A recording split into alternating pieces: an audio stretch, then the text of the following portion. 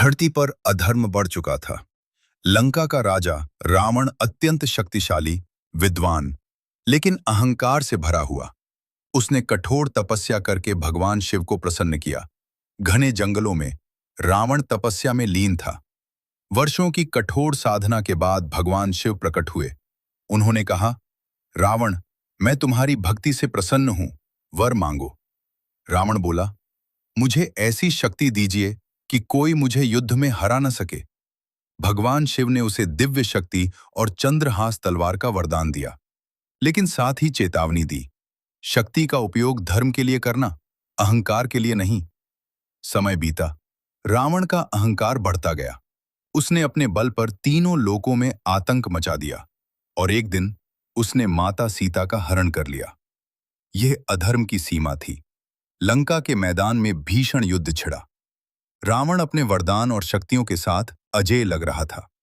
तभी भगवान शिव का स्मरण करते हुए राम ने दिव्य बाण चलाया। वो बाण सीधे रावण के अहंकार को भेद गया। रावण धरती पर गिर पड़ा। अयोध्या के राजकुमार भगवान राम जब उन्हें सीता हरण का पता चला तो उन्होंने संकल्प लिया, अधर्म का अंत होगा। उनके साथ खड़े थे अद्भुत शक्ति और अटूट भक्ति के प्रतीक। हनुमान समुद्र पार करते हैं, लंका में प्रवेश करते हैं, सीता माता को ढूंढते हैं और रावण के सामने चेतावनी देते हैं, राम का नाम ही तुम्हारा अंत है। फिर लंका को जला देते हैं। यह सिर्फ शक्ति नहीं थी, यह भक्ति की अग्नि थी। के मैदान में भीषण युद्ध छिड़ा। रावण अपने वरदान और शक्तियों के साथ अजेय लग रहा था। तभी भगवान शिव का स्मरण करते हुए राम ने दिव्य बाण चलाया। वो बाण सीधे रावण के अहंकार को भेद गया। रावण धरती पर गिर पड़ा। युद्ध समाप्त हुआ। धर्म की विजय हुई।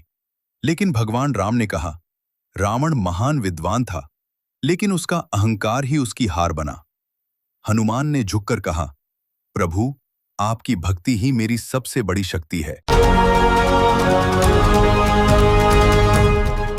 जब काल चक्र थमता है और प्रलय का डमरू बजता है, तब महाकाल का तांडव होता है और हर राक्षस का अंत निश्चित होता है।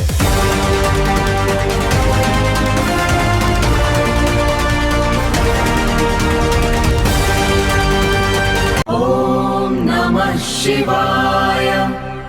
जब जब अधर्म की सीमाएं लांघी जाती हैं और पाप की गठरी अति भार से भर जाती है, तब ब्रह्मांड में न्याय का आह्वान गूंजता है और शिव का रौद्र रूप जागृत होता है।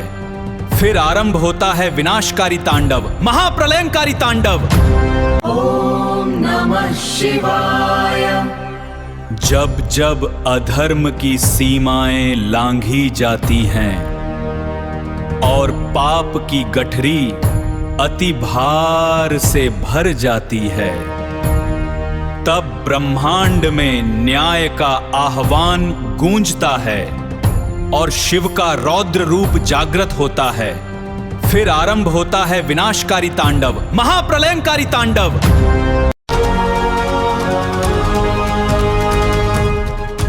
जब काल चक्र थमता है और प्रलय का डमरू बजता है, तब महाकाल का तांडव होता है और हर राक्षस का अंत निश्चित होता है।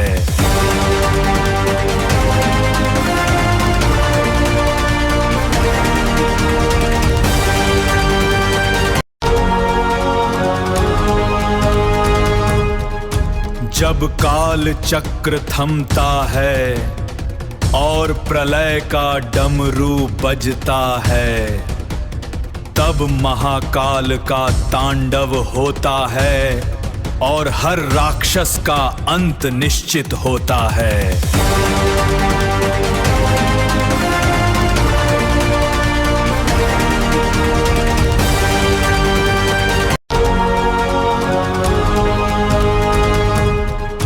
जब काल चक्र थमता है और प्रलय का डमरू बजता है, तब महाकाल का तांडव होता है और हर राक्षस का अंत निश्चित होता है।